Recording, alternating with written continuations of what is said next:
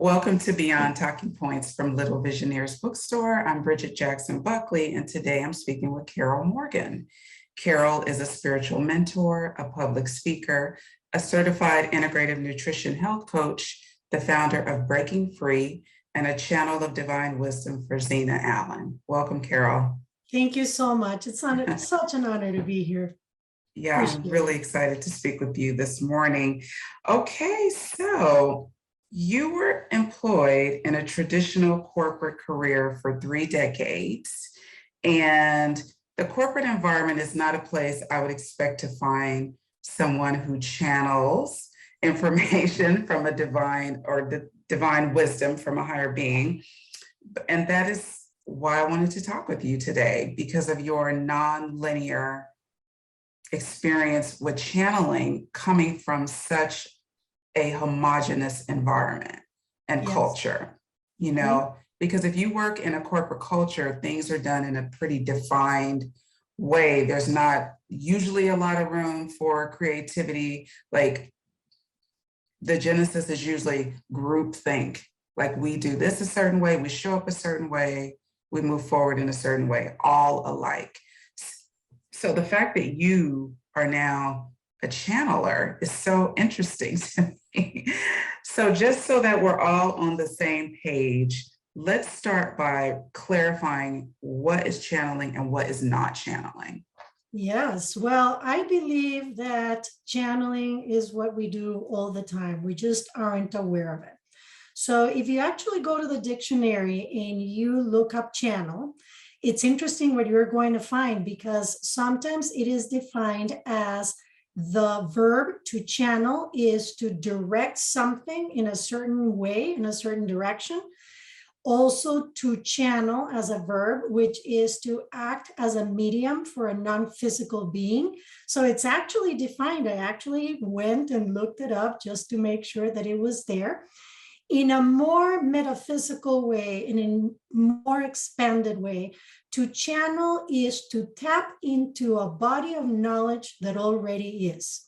I'm going to give you an example to make sure that I'm being clear. I have horses out here. I have a pasture. Let's say it's nighttime. The horses are there, the trees are there, but we cannot see them. It is dark outside. That doesn't mean they are not there. You go ahead and you put night vision goggles on, and all of a sudden you see everything. You see the horses, you see the trees, you see the fence. It was always there, but you went ahead and you put those goggles on and you were able to see them. Channeling is the same way. It is tuning into a certain frequency. We're all energy, we're all vibration. And you just tune the energy to a point where you actually get the feedback. When we are thinking, we believe, because of our indoctrination and our education, our mainstream education, we believe that we are generating those thoughts. Really, we aren't, or I propose that we aren't with the information that I have received. We really are tapping into this body of knowledge that is already there, that we might not see, we might not know is there, but it is there. So what I have proposed through this new vision is that our brain really is a transreceiver. It's not a generator of thought. So channeling is really tapping into that body of knowledge and communicating it. It can be in many different ways. It can be verbally, with your eyes open. You are inspired. Like many teachers, they become inspired if they're passionate about what they're doing. They are channeling information. It may be via art, like the art that you see here. This is channeled attunements, energy attunements, like the one that I am wearing here. You just tap into that body of knowledge and it comes. It could be via writing. There's automatic writing. Channeled information comes through. Many artists, many singers, they go ahead and channel the information. So that is what I consider channeling. Okay, so tapping into that higher information, what exactly do you mean by tapping into? Because yes, we all can be channeling when we're, in the midst of a creative endeavor, writing, painting, pottery, working with animals. So what is actually tapping into the higher frequency? what does that feel like in a body? Very good question. So when you work on your own frequency, that is the first step to make sure that you are of the highest vibration possible and that you continue to strive to increase your frequency. By doing what?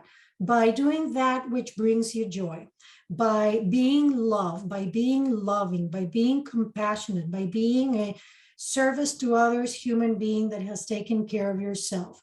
With that higher frequency, what you do is you tune in, very much like the stations in the old radios that you would tune.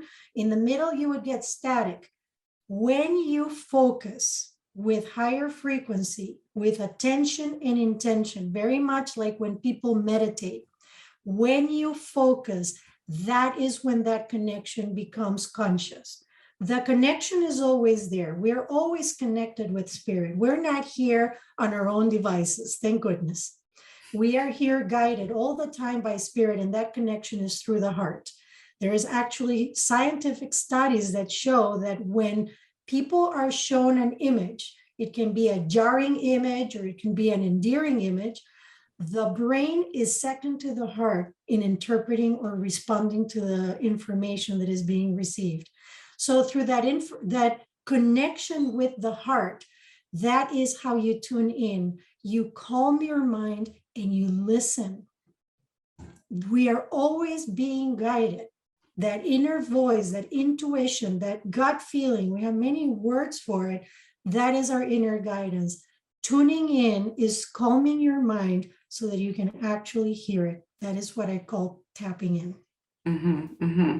And just to bring it into the practical, to reiterate what you're saying, I have experienced that, but most recently, I just started taking a ceramics class. It was just such a strong feeling within, and I hadn't done it for like 20 years. And just earlier this week, I was working on a project. And when I sat down to do ceramics, I was thinking about all of the other things going on in my life that I am tending to, that sometimes pull me to the future worry, or that I let pull me to the future worry. I'm like, how's this going to work out? What's going to happen? But when I sat down to work on that specific assignment, I started to notice everything else fell away. Every other thought fell away. I was 100% present with smoothing and sculpting the ceramics. And I started to notice that I felt really good working on the ceramics. And I was like, wow, this is shocking how nice this feels. And so that is my definition of tapping in, because in that moment, no worry, no doubt, no nail biting, like, ooh, it was just, I love it. I'm sculpting. This is what I'm creating, and just feeling love in the moment. So I can see how, if you are feeling that way, whether you are meditating, artistic endeavor, whatever, writing, that truly is connecting with the higher force that's always around us. So what is channeling not? What is channeling not? Well, what I say that channeling not is whatever is a product of when you are not in the present moment, which is just as you described by the opposite. When you leave the present moment, you are in the ego mind. The ego mind is that part of our mind that is designed, it has its rightful place. It is designed to preserve our physical structures, our bodies, but we truly aren't a body. We are energy. We are eternal beings of love and light. That is what we truly are. But we do have a body that we have created so that we live certain experiences in this incarnation. The ego mind protects that body. When you leave the present moment, you go and tap into that part of your mind. When you're in the past that no longer exists, you are in the ego mind. That is not channeling, that is fear. It is an energy that is of lower frequency. If you go to the future, same thing, you're already projecting to something that doesn't even yet exist, and you're giving it attention. That is not channeling. So channeling is staying in the present moment, mindful, and then from that vantage point, connecting to spirit. I don't know if you have seen, it is an animated movie. We don't watch a lot of TV, but we have 2 kids. So we try to find something that is non-violent, which is very hard. It But we is. found a movie called Soul. Have you seen that animated Oh, I movie? haven't seen it. I've heard about it. It is beautiful. It is a music professor that falls in a manhole without a cover and he dies. And his soul was not ready for it. So the whole entire movie, he's trying to go back to his body. But what is really interesting is that he's a music professor and he loves piano. And their show, these times when he's in the zone. And that's what we're talking about, is that present moment. I apologize for puppy dogs. It's that present moment, it's that bliss, it's that passion that you connect with. That zone, they show it there. So it's really interesting to see it in mainstream children's entertainment, that concept of the zone and tapping in and channeling. Thank you for reminding me about that, because someone mentioned it to me and I was like, yeah, I'll check it out, but I never got to it, but I could. It's cute. Okay, so now you have described yourself as a telepathic channeler. So how does that information feel when it's coming into your body? Can you describe that? Yes, it has been an evolution, and I wouldn't do it justice if I don't go through how it all began, Yeah. because it is something that presented itself without me searching for it. It's not something that I wanted. Extraterrestrial life, because what I have connected with is not of this earth, is not something that I really was pursuing. In fact, I was raised Catholic, very conservative. So anything that had to do with that was complete taboo for me. Very, very fearful of everything is how I grew up. By the time this happened, I had already done a course in miracles, which is a mind reprogramming system, basically, where you clarify your mind and you clear everything that is not love. Through that process of mind clarification, I lost a lot of my fears, but I wasn't seeking for extraterrestrial life or communication or anything like that. Interestingly enough, my husband was. He was the one that was interested. Through his incessant quest for truth and his incessant asking for conscious contact in a way that wouldn't freak him out, is that happened, or that was able to happen through me. I was in Taiwan doing a meditation and I had an out-of-body experience. I had never had one, and I haven't had ever one since, which is kind of sad because it was very trippy.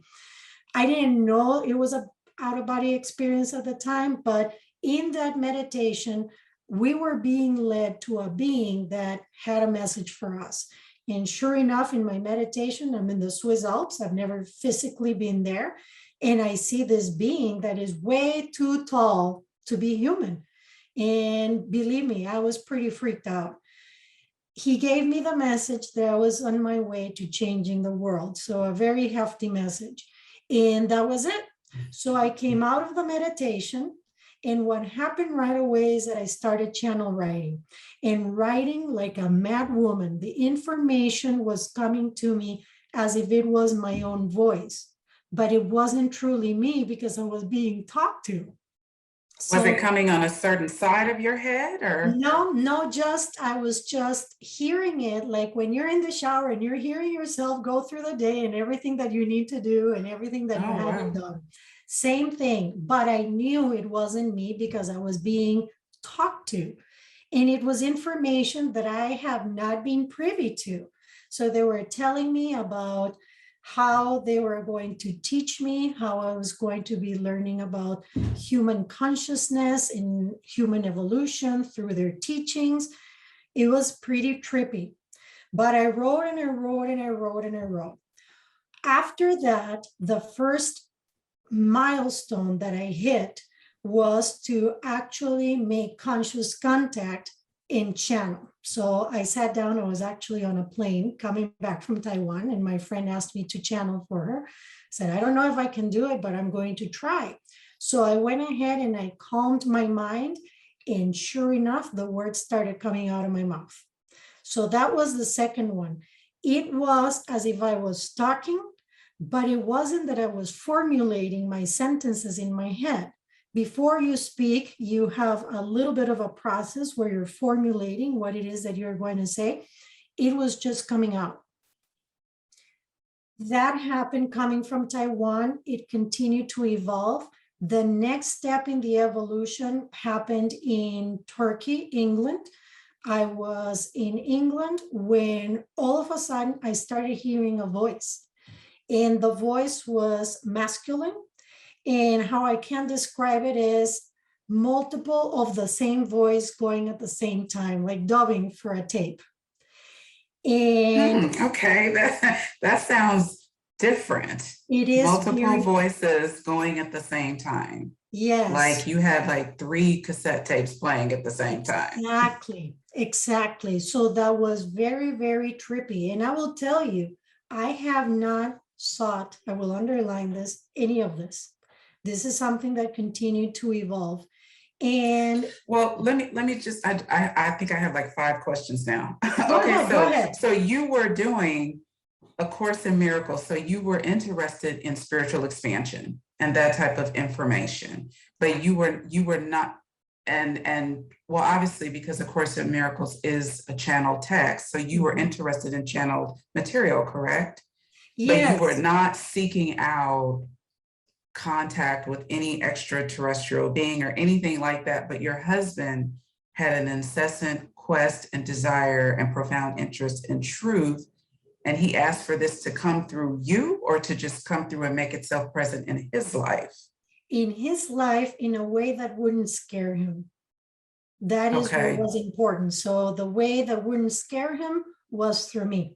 And the way that it was able to come through you because you were open to this type of material, and you're saying your frequency was at a level that you could meet this information. That is exactly right. That is exactly how it happened. And it has evolved to the point where now I can answer your original question, that telepathic communication, it's just this direct line of feedback. I can close my eyes. I actually close my eyes, I prefer to, so that I don't get distracted, because if I see somebody and their mannerisms or their nonverbal communications, I could get in the way. But I usually close my eyes and let the information flow.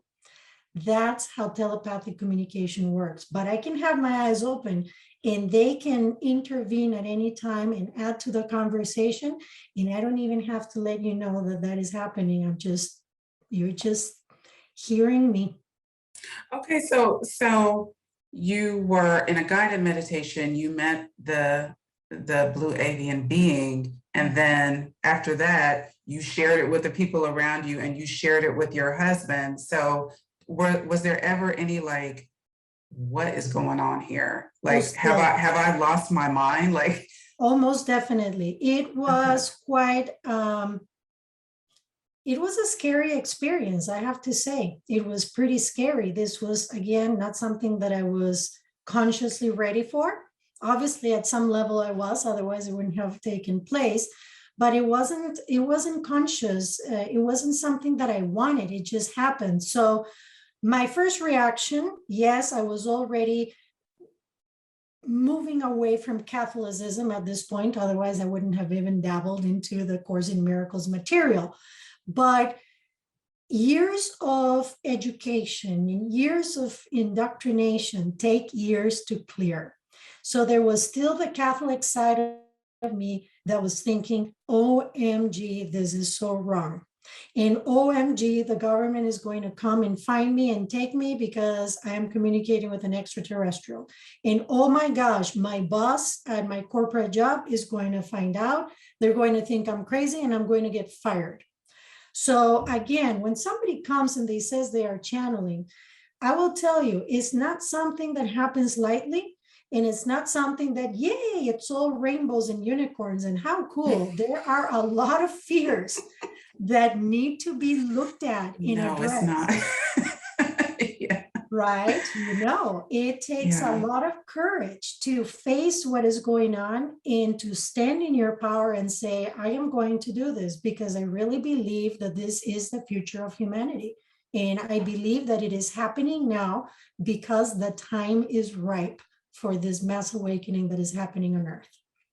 So how long and what was the definitive thing or process that helped you to really stand in your the truth of your experience and be authentic about it? Because I know that Xina Allen didn't come through on Monday and then a month later, you were like, oh yeah, I'm channeling. Like, it takes a period of time. So what helped you?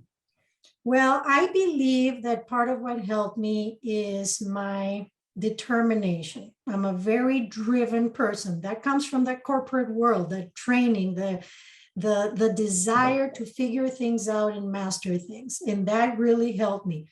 But what really helped with the shift was not only to continue doing the Course in Miracles, my forgiveness practice, and my clarification of mind, but also my husband. My husband has been pivotal on everything that has happened. Because when I was scared, when I was afraid, when I was doubting, he would always bring me back to the present moment. And he would say, Carol, look, have you ever used these words when you are talking?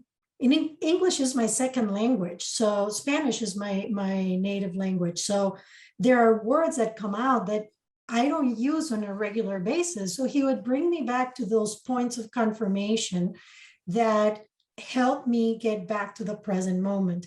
The one that was the major shift for me was in his studies, because he's very curious. He studies about extraterrestrial life, about metaphysical items and concepts and topics, Bigfoot. He's into all of it. And in all of his readings, he had read that in the laws of the universe, there are laws of engagement. There is one that says that they cannot shoot down the Red Cross workers. When he said that, just that sentence, it was as if I was getting this bucket of warm water washing over me, and the fears were washed away. Because I understood and resonated with the truth of his words, that I am a Red Cross worker. I am here to help. I am here to help energetically. So that is what shifted things for me. Okay, I get that. Okay. So in, that sentence really resonating with you, they never shoot the Red Cross worker, or they don't, but you still were embedded in the corporate world, correct? Yes. Mm-hmm. And not only the corporate world, your family and your friends, people who have known you your entire life. So what was that like to make that transition from the corporate world to going public with it and just personal opinions of family members? How did you navigate that transition? It was exhausting. It was exhausting, and it was a very long process. It took me 3 years to get there. And it began with the feeling or the sense that I was being incongruent, because I was living this corporate persona and doing my daily work and putting that facade out there. And then I was doing my spiritual work on the other hand. So it became exhausting, and it became impossible to sustain. It was not sustainable because I wasn't being authentic. So I started looking at each area of my life very methodically, in understanding where I needed to become congruent. And little by little, I started addressing these areas. My family is a big one. You'll laugh. My mom, to this day, she has short-circuited this information as if it didn't exist. I told her, I tried to tell her what I was doing, and she decided it was too much for her.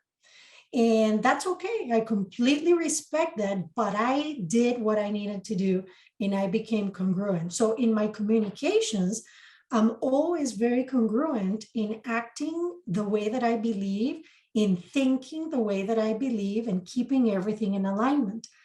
My sister Lynette, by being congruent, by me being congruent, it opened a whole door for her, and she is now an energy healer. It just opened this portal of possibilities. She explored, she loved it, and now she's into energy healing. My other two siblings, completely shut. It's like it does not exist. But I did my part.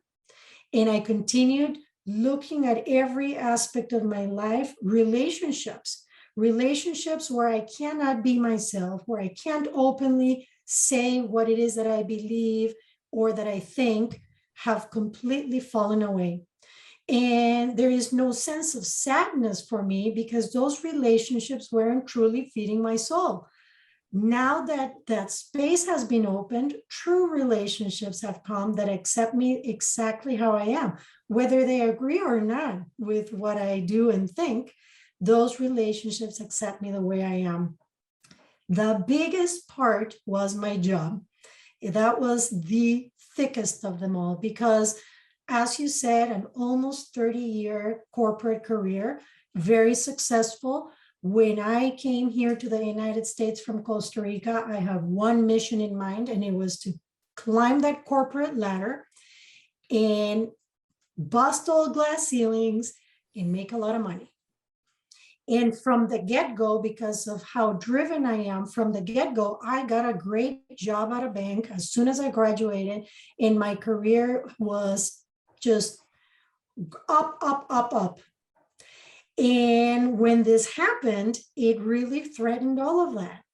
And I decided, well, let's see how it goes. So as I had cleaned every other area of my life up and I was left with this, that was December of last year that I found myself in, okay, this is the last one. I need to do something about it.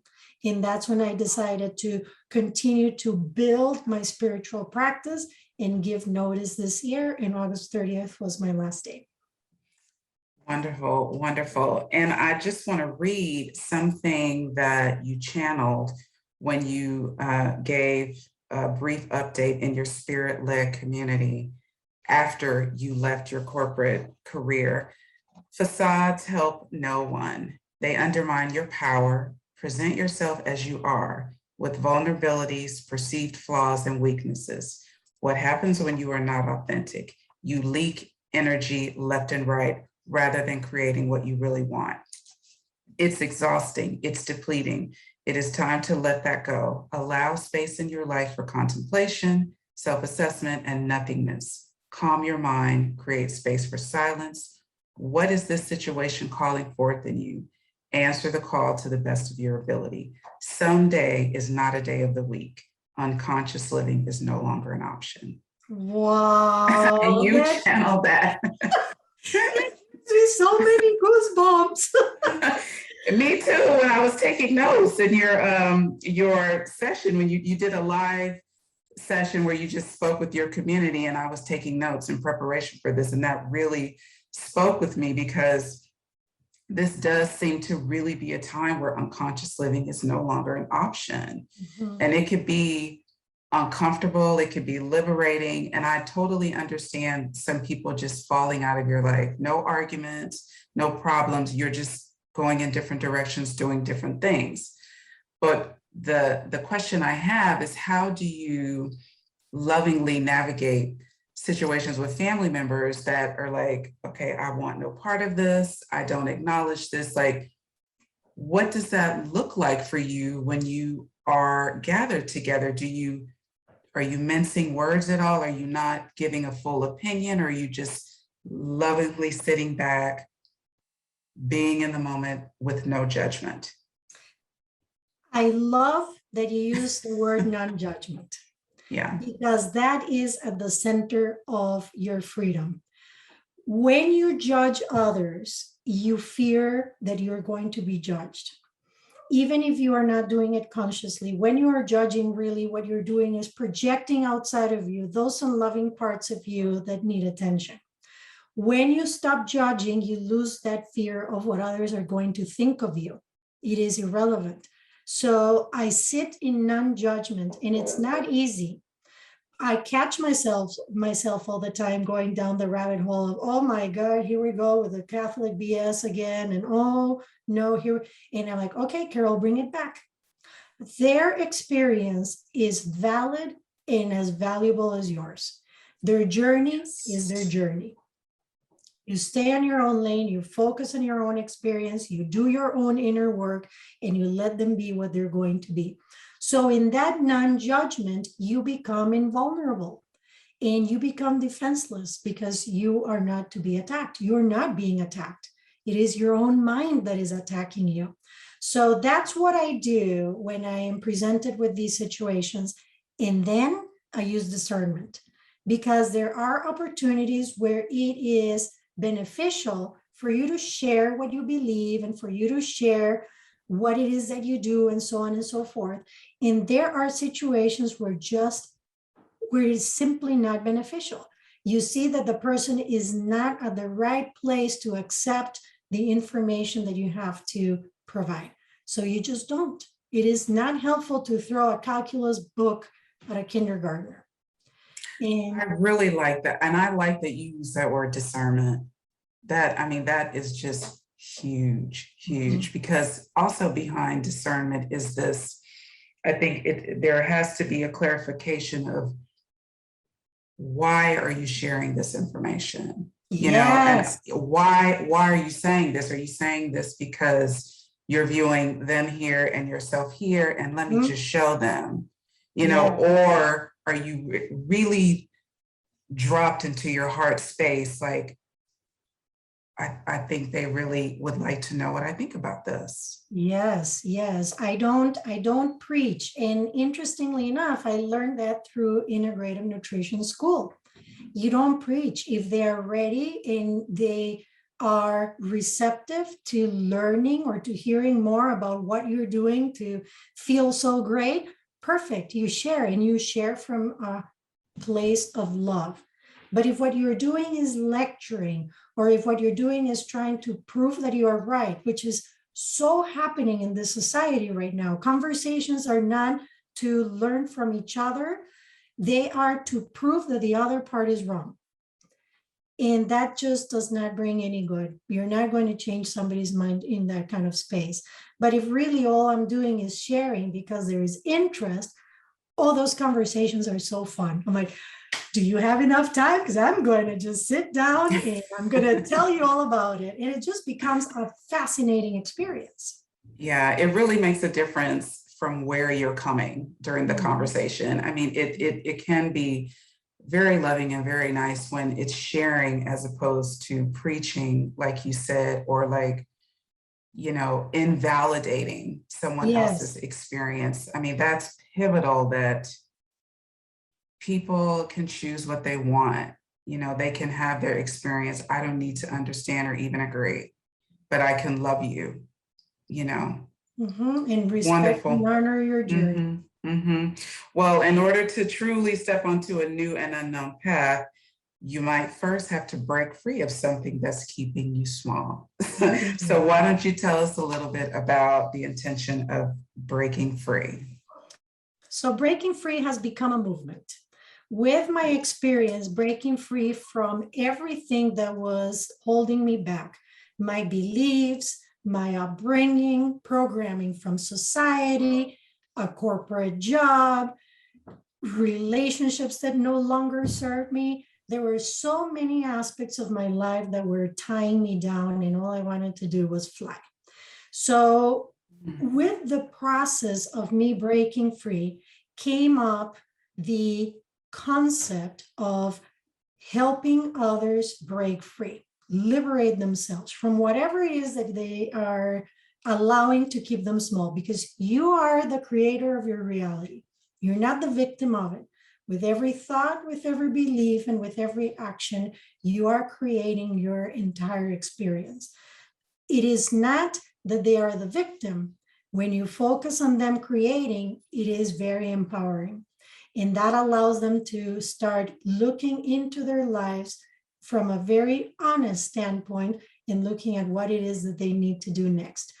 With that idea came a workshop that I did in Bethlehem, Pennsylvania in July of this year. That was my first breaking free experience.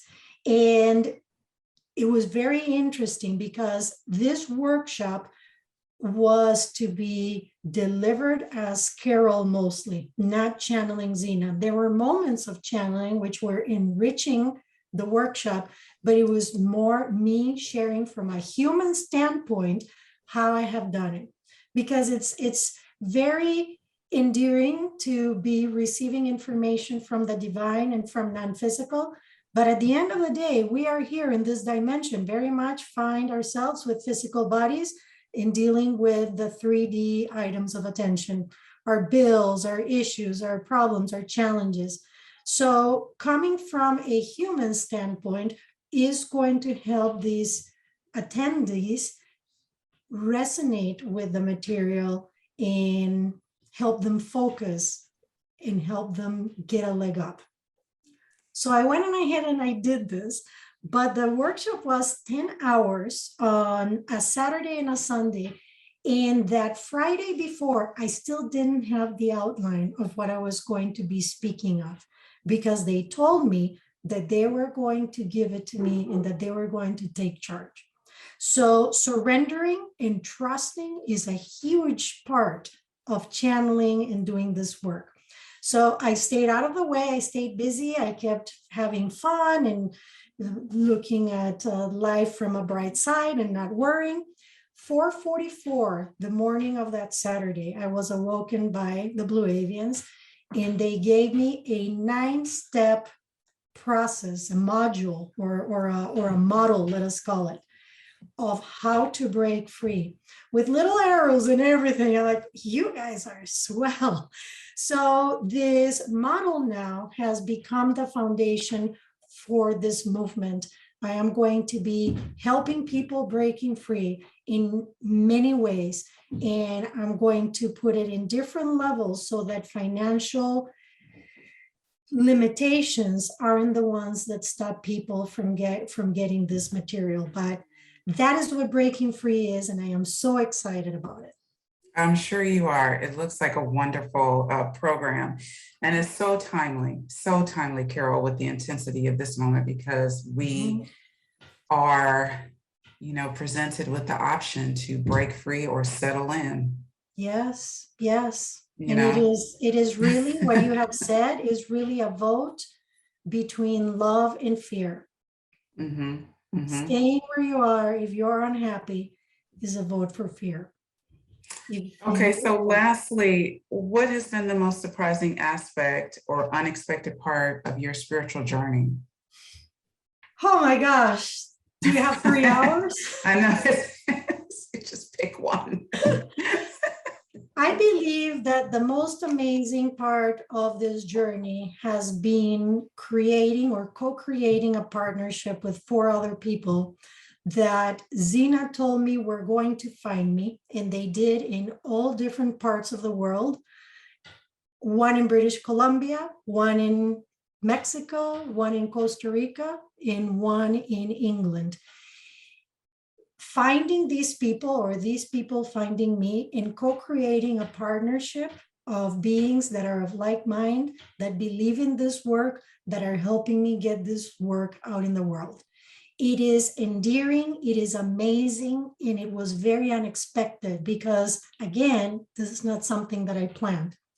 And these beautiful people all said yes without hesitation. They said, yes, we'll do this work. And they have not once looked back, which is quite amazing.